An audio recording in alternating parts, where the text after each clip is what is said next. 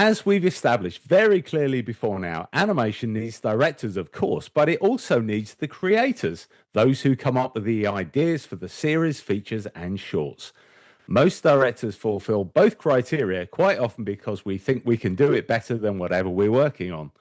Welcome to the world of directors and creators on Director's Cut Crew Sessions. Hello, my name is Dave Osborne, and I've been directing on animated television series for probably heading towards 30 years, and on shows like Mr. Bean, Nexo Nights, and Super Team 4. And I am Stuart Evans, and I have been a director for nearly 30 years as well. And I've directed on 2D and 3D broadcast shows, the biggest being Bob the Builder, which was a long-running series, and features.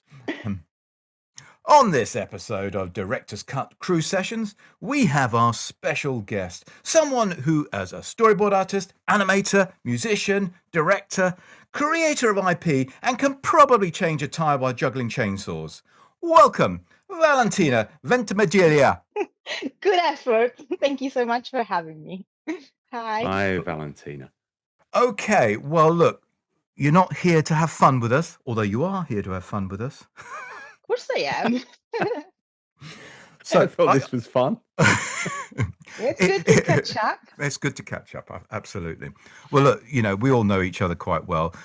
So I think one of the things that would be great for our audience is to let the audience know what we know, which is, can you tell us how you got into the animation industry and some of your career highlights, a little sort of bio of what you've been doing for the last so many years? So first of all, I come all the way from Sicily, but I have basically worked always for the UK. So I studied animation in north of Italy and then got an internship in Cartoon Network. And ever since I've been freelancing in the UK. As a 2D animator, then storyboard artist. And one of the very early highlights was taking part in Frank and Weenie and Fantastic Mr. Fox as assistant storyboard artist. Then obviously later on moving to the north of England to work with Dave on a series. It was great. And I still am here in Manchester. That was quite an experience to move all the way up north. I had been developing little by little a concept for a TV series that then eventually got made. And I think that is my biggest highlight. So this series is called Labuntina, is on Sky Kids. And then that was my debut as a director. And then I worked with Dave as an episodic director on Super Team 4. Then I got a chance to work on the Moomins as well as an assistant director. I worked with Magic Light Pictures on the Christmas Idents 2025 with the Gruffalo. That was, for me, also another big highlight. And now I'm learning new things. Okay, a fantastic highlights reel there. What, in your opinion, as a director, is the key role of a director? And can I also add that as the first woman director on here, do you feel that being a woman as a director, has there been any hindrance in the industry, or do you feel the opportunities are quite equal? To me, a director is the one that keeps it together, basically. So holds the integrity of the IP, the storytelling, has the answers to everyone, because you're gonna have to answer a lot of questions, and basically guides everyone else so that everyone is aligned with the tone, the storytelling. There are so many stages from the very start of a production to the end, and the risk is that this thing starts as one thing and then across the stages it just becomes something else. Regarding the position as a woman director, do you mean specifically as a director in the industry or as a woman in the animation industry? I think, well, as you were coming up in the industry, did you feel that you had the same opportunities? Was it a level playing field for men and women in the industry? Because I know there is a women in animation group, that has been set up Yeah. specifically for this issue. So just obviously we can't Mm. speak of that, but just in your position when you were coming up in the industry, did you feel it was very level and fair, and the opportunities were open for everyone? So up to a certain level, yes, I would say as an animator, as part of the crew, no problem. I find it is, if you want to get out of the usual patterns, as producers or women and then directors, male, and that becomes a little bit more tricky. And I was lucky to have had the brilliant opportunity with given to me by another woman. So Lucy Murphy is the one who I met with, and in giving me the opportunity of making Labuntina, she basically trusted me, and that's how I became director for the first time. So that was, to me, I think, quite a unique opportunity. So it was it was good timing, and I was in the right place with the right people. It's not evenly spread, I would say. It's not evenly distributed. So in theory, it is there, but I think we're still a long way away from this being equal. And it's not, I mean, I think the pipeline needs to be designed for something like this rather than trying to fix, situation, when the problem presents itself. So anything that is still related to family life. So it's not just women. I think that is the biggest challenge. There's so many choices that you need to make. Unfortunately, there is still family and career. That still affects your career as a woman, especially very, very much. So I wish things could change there rather than, say be more open to hiring women and train them as director to tick a box and say, yeah, we want to be open to actually design the pipeline and how shows are made, production are made, so that they can accommodate family life for women and men. It's notorious for being, yeah, asking people to work crazy hours and just a real sweatshop mentality sometimes, especially with some of the bigger studios. There is a real sweatshop mentality, and if you're not willing to put in all these hours, there is a big queue of people outside the door who are willing to do Exactly. that. So yes, there should be that leeway for for everyone to have this nice work-life balance, especially with women, because women are usually the caregivers who are the ones who are relied on more for good or bad, relied on to look after children and everything like that. But it shouldn't be. It should be equal. But yes, there should definitely be something in contracts, and that consideration needs to be more to the fore. We need to come into the 21st century at last. It would be good. I mean, I think to answer one aspect that you mentioned about training, I think, the reality is, I mean, it's one of the reasons why we started doing this podcast, because we perceived there isn't really a formal training. I never had any formal training as a director.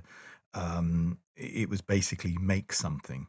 And what you learnt along the way. It was also an element of, you worked with people, you watched how other people fulfilled the role, and you kind of learned from that. I think that's much more difficult at the moment in this studio without walls situation that many people find themselves in these days, where work is remote, and you're given a task and whatever, and you do it, and you basically do it in isolation. And I think it becomes a more difficult thing to understand, quite how the role works, and maybe the craft things that perhaps some of us take for granted that we have, to be able to operate with. That doesn't really get passed on in a formal way.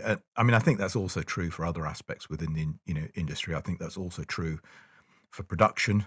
a lot of people come through a process of, maybe starting out as a production assistant or coordinator, and, their roles increase and, they gain, promotions through that process. But I'm not sure how much formal training there is with any of those things. I think the university, certainly in the UK, they produce people who can think. I'm not sure how much vocational work is still laid out. It's certainly, and I can only talk about my time. There wasn't much during my day.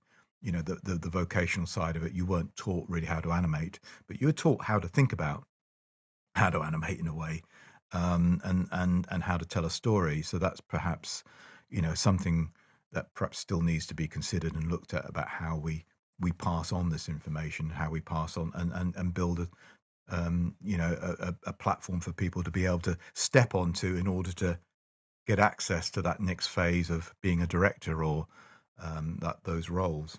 As with so many directors, you also create IP, most notably the Sky series Labuntina.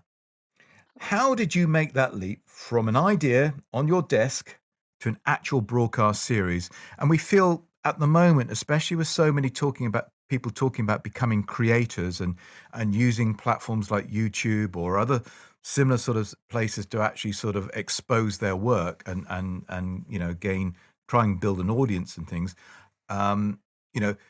How do you perceive, what was your path there? What were the things that worked? What were the things that didn't work quite so well? Well, so it's interesting because the way creators are making shows at the moment is exactly what I did 10 years ago when I went on Kickstarter. So I started developing my concept out of a need, because I was a young mom and I needed something to entertain my little one with. It was something that would basically open a channel of communication. So something developed for like the modern young mom, right? So that was my target. And it all started with music. So I just started singing songs, and they worked. So I created more. And then, given my job, the fact that I'm an animator, I was an animator as well, and I love to create characters, I designed a concept around all these songs, and then started putting together a project. Over years, it wasn't just like, obviously I needed to do it in my spare time, so evening. I was really, really motivated. And then when I moved to the north of the UK, it was at that stage where I had a pack already. I felt ready. I could go out to studio. So I explored the studio route. Then I went to the CMC and started, doing those speed meetings, and everybody kept on asking the same thing, like, we want to see a pilot. This is wonderful, but we want to see a pilot. And I was like, I don't have money for a pilot. So I felt really blocked. And then at some point, another situation was so that a studio was interested, but they were basically going to rip me off. And so I said, you know what? I'm just going to go on Kickstarter. And my idea was, I will raise enough money to make this bloody pilot and then put it on YouTube, and somebody will see how wonderful it is and will pick it up and will want to do it, because I needed to prove that this was good. People need to invest money in you, and how can you convince them? They see millions of pitches, and which one is the right one, so that they want to see, but that it comes at a cost. So I was successful with the Kickstarter campaign, and actually the video that I made, that I invested like a month into doing this, by filming myself, doing a little bit of animation. That video is the one that got the attention of Lucy Murphy, because at the time she was building the Sky Kids channel, and they were looking at content to fill it with, and they were looking for a music-based project. And so that was perfect timing for me. So she watched my video, and because it was shared in the festival's Facebook page, and then she got in touch with Rob, and Rob got in touch with me, and he put us together, and it was insanely unreal, but that's how it works. Very unconventional. I met up with Lucy. We had a conversation, and she was very excited, and she really invested in me, and I will forever be grateful for that. And so it just was fast. It was fast, and I made the first series in from start to finish. I think it was like a year and a half, and I've heard of projects being there waiting for 5 years before anything moves. And in the meantime, the cost of living goes up and the budget shrinks, and so I was very, very lucky. In terms of the show that you created and the process that you went through, if you were looking back at that process now, and you were at the same point that you were when you say you had a few songs and maybe a little bit of a concert, what would you do anything differently having gone through that process? I mean, to a certain extent, there were things that happened because you were in the right place at the right time with the right idea, if that makes sense. But are there things that you might have done differently, or would you have considered any other route maybe, now? Oh, absolutely. It was a massive learning curve. So looking back, I'm proud of what we did, what we could achieve with the budget that we had and the time. But if I were to go back, I would definitely make sure to build a bigger core team, because it was just me. And there are things I'm good at, and there are other things that I just don't want to deal with. And that is all the bureaucracy aspect. And nowadays, I would definitely will want to pair up with somebody that is like a salesperson and that is very good with marketing and advertising, because despite having a very, very good producer, she's incredible, Naomi. I really loved working with her. I also needed somebody who would basically sell this. Nowadays, despite the fact that Labuntina is on Sky, I was BAFTA nominated for it. We have 2 seasons. If I'm not there constantly pushing it on Instagram or Facebook, no, Facebook is for all people apparently, on TikTok, people just don't know it.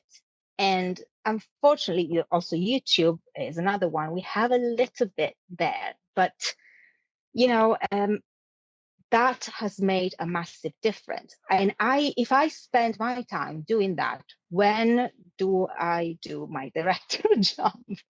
And first of all, I don't want to do any of that. I want to do my job. I would like to be free to do that. So to go back to your question, I will want to find somebody that basically fills the gaps and pushes this forward. And at the time, the situation was not as it is now. So yeah, that is my answer. So I think it's very wise to say to know what your limits are. Say yes, we'd all love to do it all ourselves, but we can't do everything ourselves. I mean, you are quite the polymath with your singing, your animating, your playing, you can put so many elements into it, but it's knowing where you just have to say, I've got to bring someone else in and hand it over to you and get a team on it. But for that, you need the Kickstarter funds. So I think that's very useful for those who think, well, I've got an idea, but I've got no idea how to get that into the marketplace. So I think that's some really, really useful tips. Thank you. You're welcome. I don't think I would have the energy to do that again, to be honest with you guys. And I cannot believe that this is now a thing and this is what it is expected, because we're basically getting to do all the work. For what exactly? Because I think there's a massive change in how things used to work and how they work now. So before, you were given like the chance to do something with, like you said, Stuart, with putting a pack together with pictures, and then you will go into the socials. And now it's like the other way around. You need to prove to these people that you've got the audience first. So you're not going to be able to prove it with a finished episode. You can prove it by raising awareness. How do you raise awareness? It's just like going backward and change completely, going from the social to start with little clips, little like drawings, posts, and everything, just to raise the awareness. The more fan base you have, then the more people will start, following you. And I have to say that when I was on Kickstarter, people that got enthusiastic about the idea, they gave me strength, and they made me think, actually, I can do it. Because doing it on your own, you question yourself so much. You kind of need that, fan base a bit, to, keep you up there, like believing this can really happen and can be a thing. It is exhausting. So then after you prove, and there's so many options now, examples of this. This shows that I follow people on LinkedIn that they are developing IPs, people who are established in the industry, right? But then because of that fan base, then you are able to do like the first pilot maybe, but it is so much effort, because in the meantime, nobody's going to pay you to live while you do the Kickstarter campaign. It is a tough work. So my initial goal was just to make the first pilot, to think about doing a whole series like this, to prove people that this is the thing. I think it's not sustainable. I think it is something that the industry is relying on, and it's not fair. I think what should change is that maybe looking at the massive difference is how people are consuming, how the audience is watching, where the audience is. That drives the money, and the money drives whether you're going to get the project done or not, and how long it is, and how much effort, if your life is going to be hell or not. So it's just like going the other way around. I always used to feel it was a little bit, if you made our industry a comparison to, say, the pharmaceutical industry, it was a little bit like everybody was trying to produce the next wonder drug in their kitchens. The inevitable question about AI, as it's definitely already a part of our creative lives, do you think there's a place for it to be safely used as a tool? Or do you feel that too many people are relying on it completely nowadays?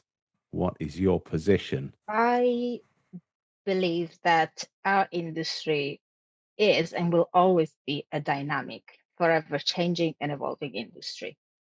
So when I talk, for example, about the pipeline adjustment, I'm talking about that. Just instead of using the same model and fixing it retroactively, just acknowledge the fact that it has changed, that it is changing, and just embrace it, design it with all these other, other ingredients.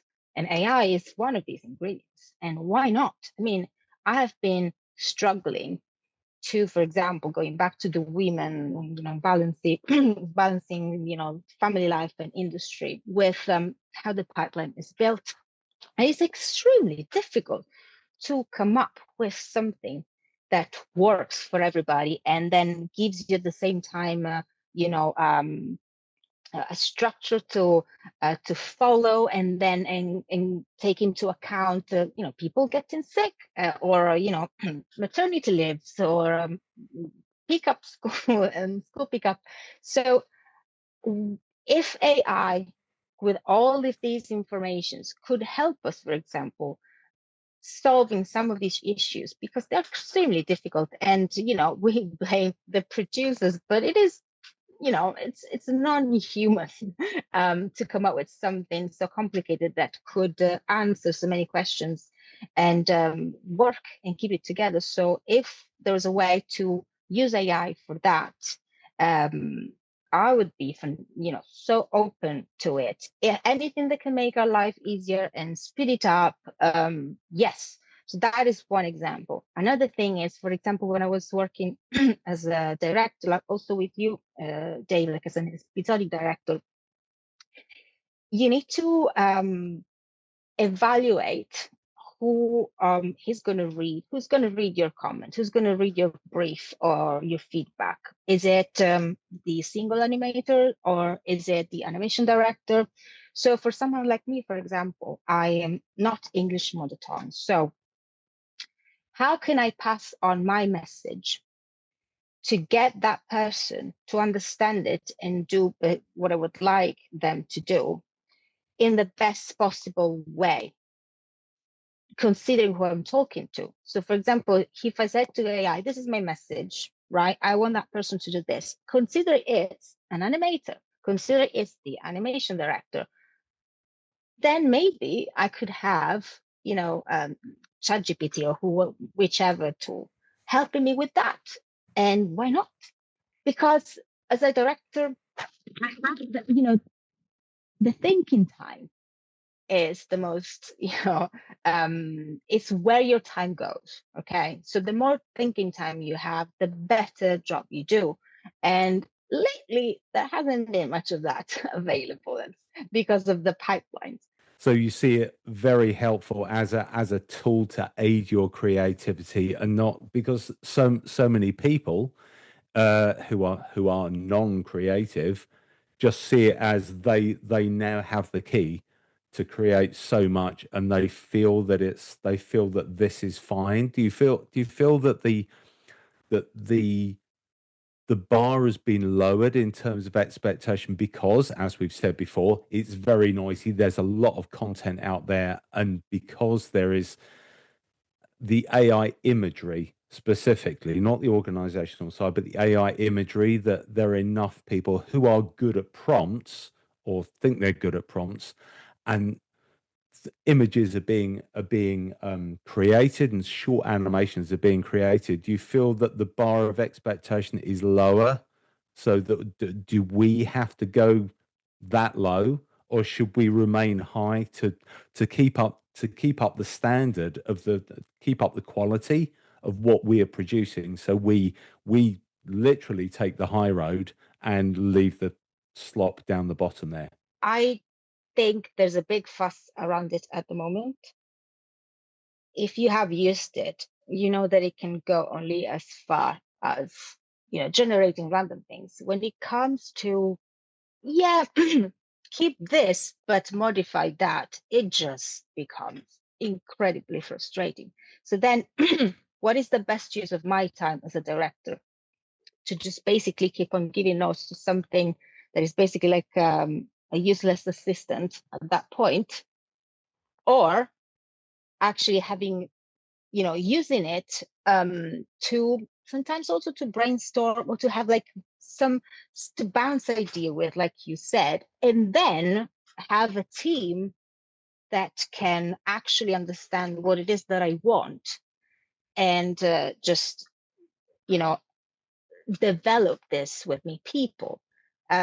So I don't think we should lower our standards, because eventually, past a certain level, if it is not good, past the initial beautiful look, you will see that it's not good. So I think we, we need to hold on to our, our knowledge of storytelling. I mean, in America, the Writers Guild have had to, the union got in their deal, and that's why they went on strike. That a script written by AI, it's not a script basically. So a script is something has to be written by a human being, and that is massive. I think the regulations need to be on top of it. And animation it's a work of people coming together, and I miss that so much. In fact, it's part of something that I would like eventually to connect. So thinking of doing something just with ChatGPT, I don't think it's going to go far. You think you can use it for certain stages of production, but then eventually it has to be made by you to connect. Okay. Well, that's AI sorted. We've done that now. We're all very clear on where we stand. At the moment, it'll develop over the next few months, I'm sure. Yeah. Valentina, what are your plans and ambitions for the future in terms of the animation industry? So one thing I've had for ages and never had the time to do was to make a short film. So I actually have applied to the short film fund. So I don't know whether I'll hear back from them. But that deadline is with the BFI, sort of forced me to write finally something that's been in my head for ages. And so, yeah, I would like to do that. And then eventually, I would also like to work on features again. Um, I would like to, I have another IP I'm developing, but I'm sort of monitoring at the moment because, again, as I said before, I don't want to do it on my own. I need a team. And so that's something else that is brewing in my head. And in the meantime, well, as you know, I love to learn, so I'm learning everything that I've always wanted to learn, not just related to animation, it's just related to the making stuff, because that's what I am built to do. I'm built to make stuff, whatever that is. Right. I think, Stuart, we need to move on to the really difficult questions now, as always. Yes, yes. Oh, God. Yeah, we didn't pass these on earlier because they're really tricky. Yeah. Okay. You ready for the Oh, first one? go on. We're sorry about this. Go, Dave. Okay. Valentina, what do you prefer, tea or coffee? Coffee. Is that it? Right, go. No. Oh, that's just part one. Oh, no. You don't get off the Okay. hook that easy. Second one. What's your favorite thing to have on toast? Anything but beans, please. It Anything reminds but me bean. anything but beans. So this beans on toast reminds me of a very good friend, John Offord, and this concept Oh, of beans on toast. Oh my God, it's just stuck with me. So toast, butter, and jam. well done. That's fantastic. Okay. Thanks to our very special guest, Valentina Ventimiglia, and her insight into her experience as a director and also in bringing an original IP to the screen. Thank you so much for having me. As always, please like and subscribe to the channel. Check out our other videos. We did do another one on directing and the types of directors. Spread the word to literally everyone you know. And be sure to tune in to further thrilling episodes of Crew Sessions. And of course, remember that even though it is massively important to us and many others, we're not saving lives. it's just a cartoon. See you next time. Bye. Bye.